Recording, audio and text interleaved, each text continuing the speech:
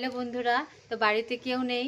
মা ননদ গেছে সোনারু দোকানে, আর আমি একাই আছি, কাজ করছি। আর এই দেখো আমার মেয়ে এখানে শি করে সব ভিজিয়ে ফেলেছে। পেন্টু, এই দেখো অবস্থা কি করেছে। দেখেছো দেখেছো দেখেছো ওকে দেখেছো? দেখো কি করেছে। এই দেখো পেন্টু ভিজিয়ে দিয়েছে, এখানে শি করেছে। এখন ওকে স্নান করাবো।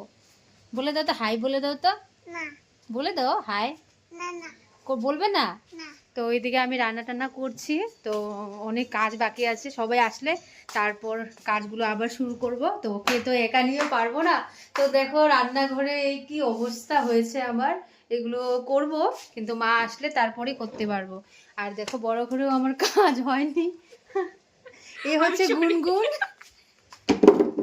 এ হচ্ছে গুনগুন আমার ভাস্তি। সে খুব ভালো, সে খুব ভালো গান করে, খুবই ভালো। তো ঠিক আছে বন্ধুরা, এতটুকু তোমাদের সাথে শেয়ার করলাম। কিছু মনে করো না, খারাপ পেও না। তো টাটা, বাই বাই।